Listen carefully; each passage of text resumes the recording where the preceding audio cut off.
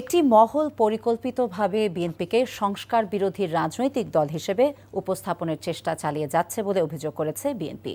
দলের মহাসচিব মির্জা ফখরুল ইসলাম আলমগীর বলেন, রাষ্ট্র পরিচালনায় কতিপয় প্রতিষ্ঠানকে শক্তিশালী করার নামে নির্বাচিত সরকারকে অকার্যকর করার কোনো প্রস্তাবের যুক্তিসঙ্গত বিরোধিতা সঙ্গতিপূর্ণ। হাসান মাহমুদের রিপোর্ট।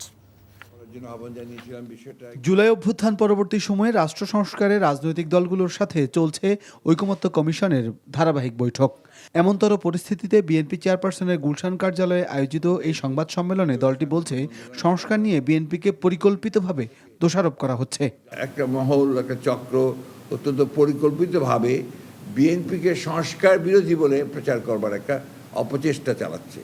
রাষ্ট্র পরিচালনায় গুরুত্বপূর্ণ কতিপয় প্রতিষ্ঠানকে শক্তিশালী করার নামে রাষ্ট্র কাঠামোকে দুর্বল ও অকার্য করার কোনো প্রস্তাবের যুক্তিসঙ্গত বিরোধিতা সংস্কারের মূল উদ্দেশ্যের সাথে সঙ্গতিপূর্ণ বলেই আমরা মনে করি। বান্ডেল থাকলে প্রতি সেনমানিতে টাকা বাঁচবে। বিকাশ সেনমানি বান্ডেল কিনে জিতুন প্রতি লেনদেনে। সংবাদ সম্মেলনে বলা হয়, ঐকমত্য কমিশনের দেওয়া সুপারিশ প্রস্তাবে দুদক সংস্কারে 47টির মধ্যে 46টি, জনপ্রশাসন সংস্কারে 208টির মধ্যে 187টি, বিচার বিভাগীয় সংস্কারে 89টির মধ্যে 62টি, নির্বাচনী ব্যবস্থা বিষয়ক সংস্কারে 243টির মধ্যে 141টিতে একমত এবং সংবিধান সংস্কার কমিশনের 131টি দফা ওয়ারি মতামত দিয়েছে বিএনপি। বহু সংস্কার প্রস্তাবে শুধুই ঐকমত্য প্রতিষ্ঠার স্বার্থে আমরা একমত হয়েছি, যেগুলি বাস্তবায়ন অত্যন্ত দুরূহ এবং যে উদ্দেশ্যে এসব প্রস্তাব তা অর্জনের সাফল্য প্রশ্ন সাপেক্ষ।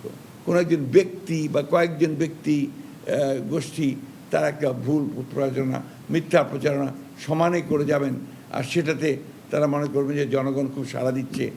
জনগণ সাড়া দিচ্ছে না। তবে পিআর পদ্ধতি সহ বেশ কিছু বিষয়ে বিএনপির অবস্থান নিয়ে সাংবাদিকদের প্রশ্নের জবাব দেন নেতারা। পিআর পদ্ধতি হলো গোটা নির্বাচন ব্যবস্থাকে বদলে দেওয়া। এই নিয়ে জনগণের সঙ্গে কি কোনো মত বিনিময় হয়েছে আপনাদের কারণ? এ সম্পর্কে জনগণকে কে কিছু অবহিত করেছে? তারা কেমন পিআর পদ্ধতি চায়? কোনো ব্যক্তি 10 বছরের বেশি প্রধানমন্ত্রীর আসনে বহাল থাকবেন না।